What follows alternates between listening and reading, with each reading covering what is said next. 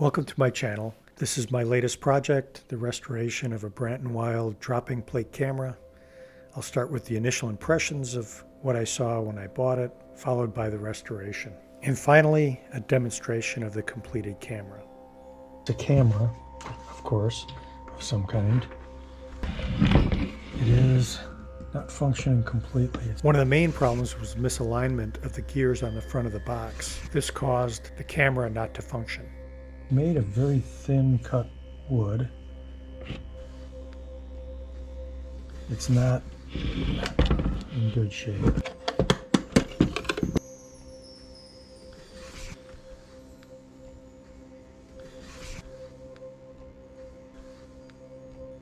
And on the bottom it's missing one of the feet.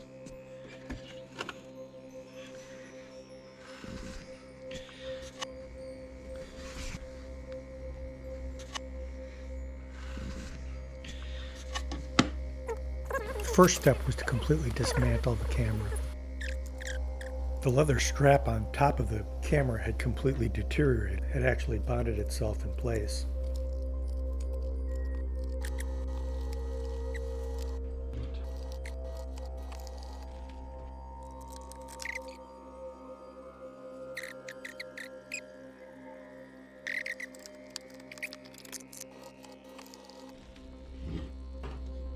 Removing the corroded hinge and L bracket required a little bit of extra work. The screws were damaged as well as the wood underneath.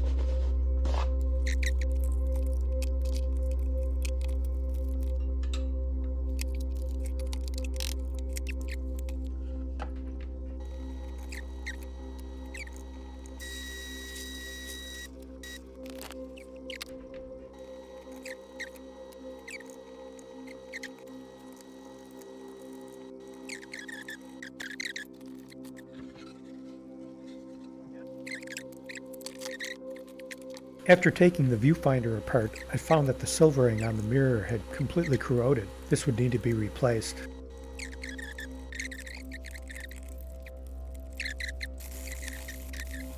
I had originally planned on taking the rack and shafts on these gears completely out of the box, but I realized I was going to do more damage to the box trying to do that. So here I just cleaned up the screws and remounted the rack and box in its original location. The corrosion in the corner of the box had damaged the mahogany where the screws were in. I decided to use some wood filler to fill these areas back in where the wood had been lost.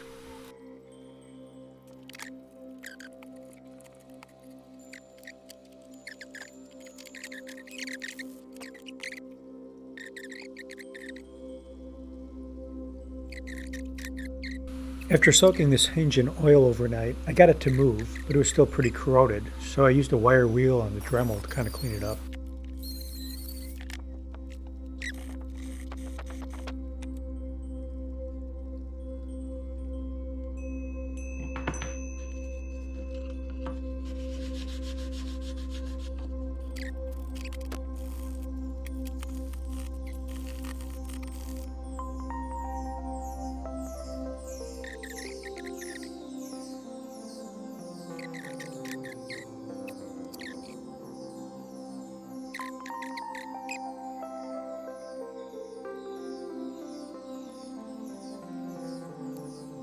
After filling the holes in the wood and doing a light sanding, especially around where the leather strap had been, I decided to put a coat of linseed oil on the surface. This is very likely what the camera was originally coated with.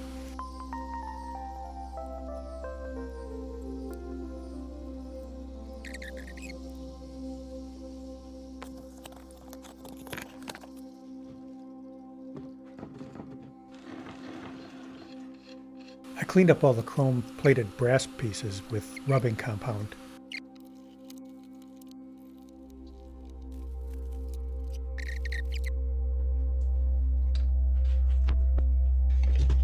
These gears stick out farther than they're supposed to. I put some bushings behind there to get it to work. In order to put the brass washers behind the gears, I needed to extend the shafts. These were screws, and I need to use slightly longer and larger 832s. These holes were just slightly larger than the screws that were in there originally. With the washers behind them, the idler gears are now flush with the gears attached to the shafts.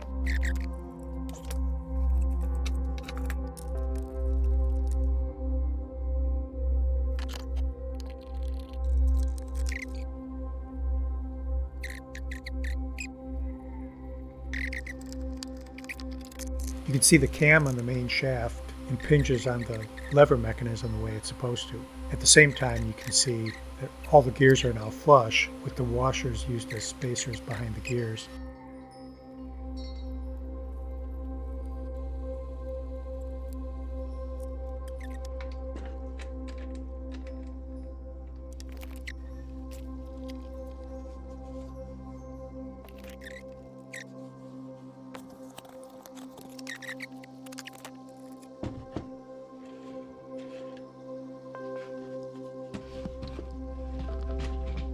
Before completing the reassembly of the shutter mechanism, I cleaned up the pieces and oiled them so that everything would work the way it was supposed to.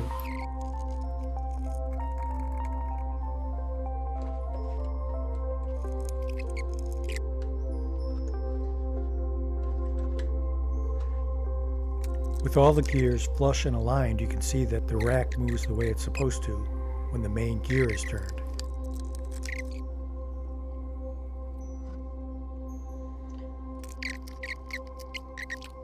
The number wheel originally was glued in place, but this had released, so I used double-sided tape to reattach it.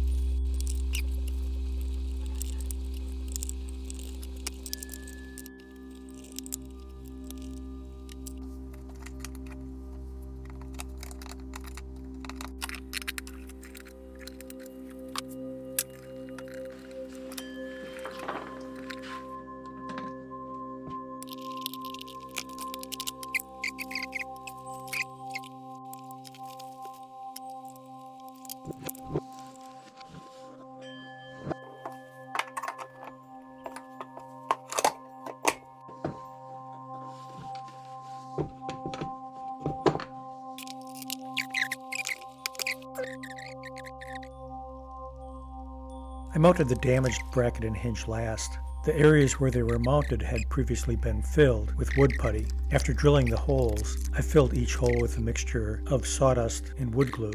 This allowed the screws to hold more securely.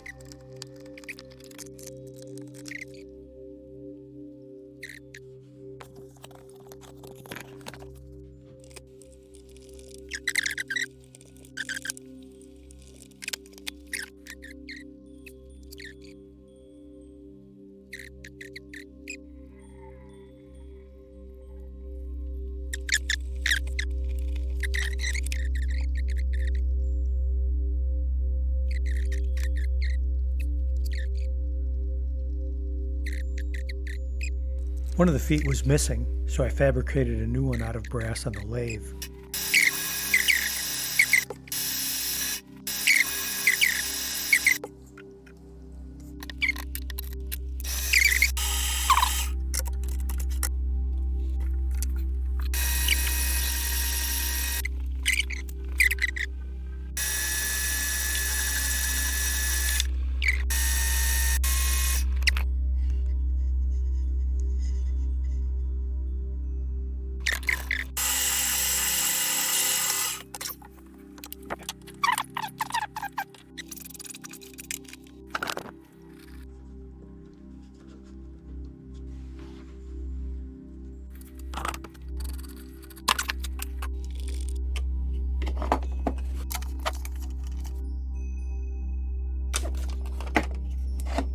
The new foot complete and mounted.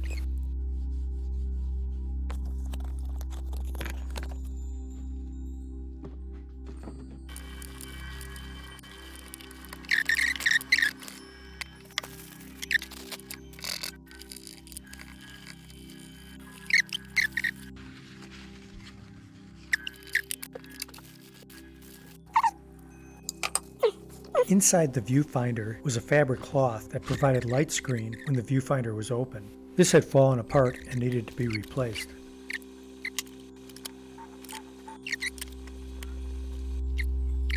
The first step was to measure the old one and then make a paper pattern that would match its shape.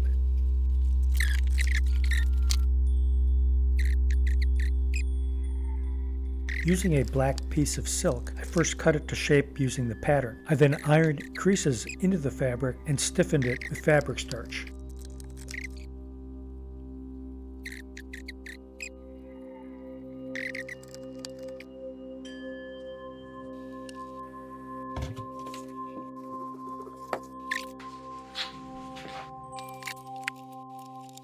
For added support, a black piece of cardstock was glued to the back of the fabric. This was then clamped into place and the glue allowed to dry. This also helped set in the creases in the screen.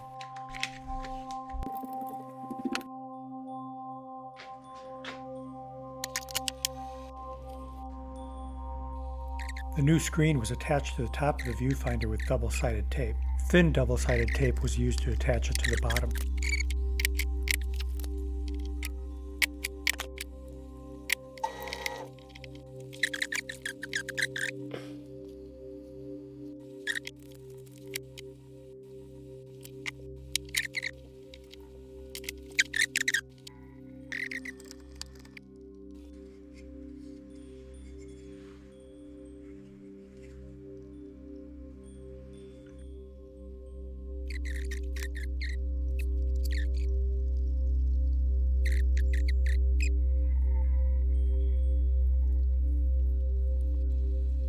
I made a new leather strap to replace the old one from 2 layers of fresh leather. I first bonded the 2 layers together with double-sided tape, and then on the ends of the new strap, another layer of leather was placed and sewn in place. These are anchor points for between the 2 brackets that hold the strap onto the top of the camera.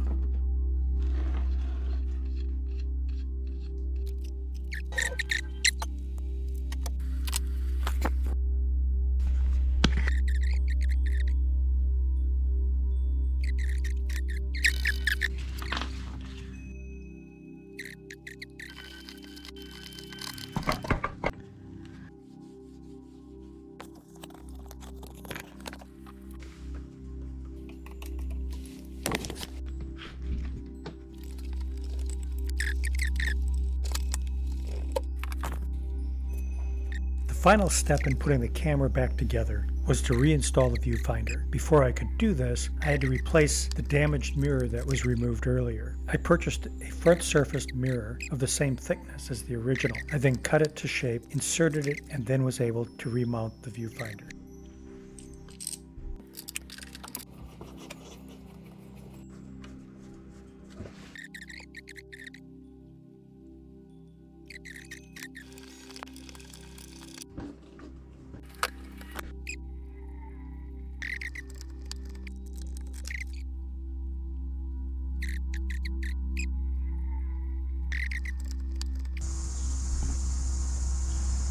The stamp in the back of the camera allowed me to identify it. You can see here that it says Brandt and Wilde, followed by NACHF, and along the bottom it says Berlin S. The camera is a Brandt and Wilde falling plate camera from the 1890s.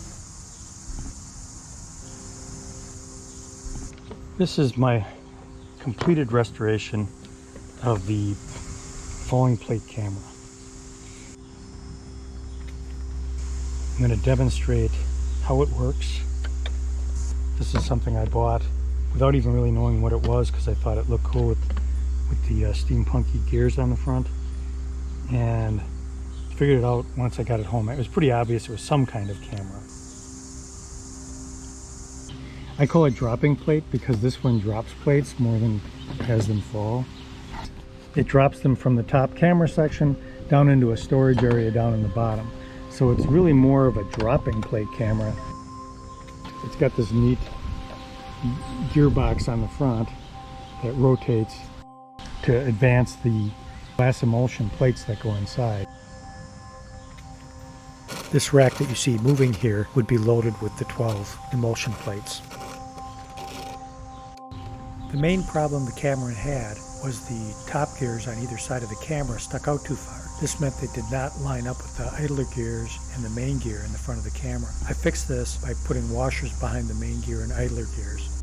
The other problem that it had was this corner, I think, was either soaking in water or got very wet at some point. So this bracket that holds the back on was corroded and had deteriorated the mahogany, so there were big gaping holes there. The screws were rusted completely off. So I took that bracket off, and I did the same thing with this hinge, which was completely corroded. Cleaned those up and waxed them. This foot, there's these 4 ball feet on there. This foot was missing completely, so I made one out of brass to kind of match the right width. But I kind of like the fact that I have the damaged corner with the repairs is all brass. The rest of it is all chrome plated. So how would this camera work?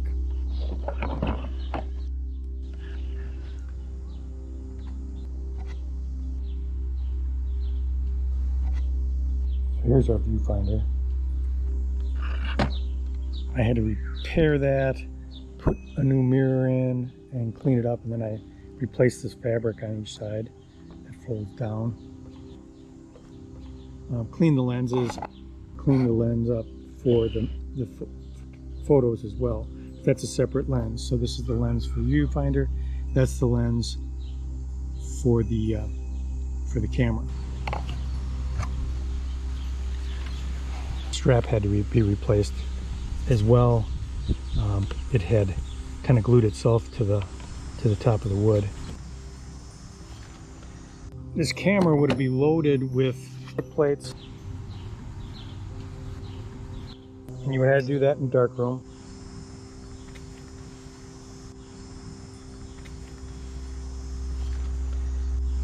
Plates would have just slid down in place, and it has space for 12.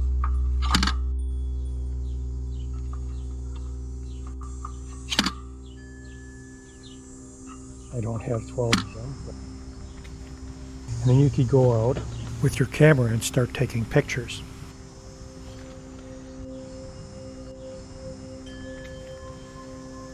The first step in taking a picture is to pull the shutter open, and it's on number 1. It will continue to hold the shutter open until I close the shutter by hitting the button. Once a picture's been taken, then I pull that back and that plate dropped back in. You can see the release for the plates here and also how the plate drops after exposure. Now in order to take another picture, I have to advance to the next plate, which requires me to turn all the way back around to here. Now when I pull the shutter, it goes to number 2. The shutter is now open, exposing the second plate until I click the camera, and then I drop that one back down in as well. Now once I get back to the darkroom,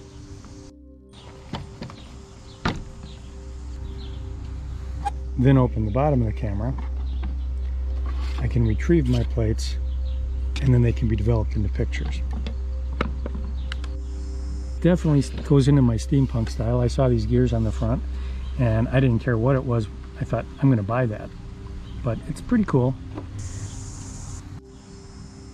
That concludes the restoration of the Brandt & Wilde 1890s dropping plate camera. If you've enjoyed this video, check out my others on this YouTube channel. I also have more details on this project and others on my website at jeffreysoderman.com. You can find that in the link below. Don't forget to like and subscribe. Thank you very much for viewing.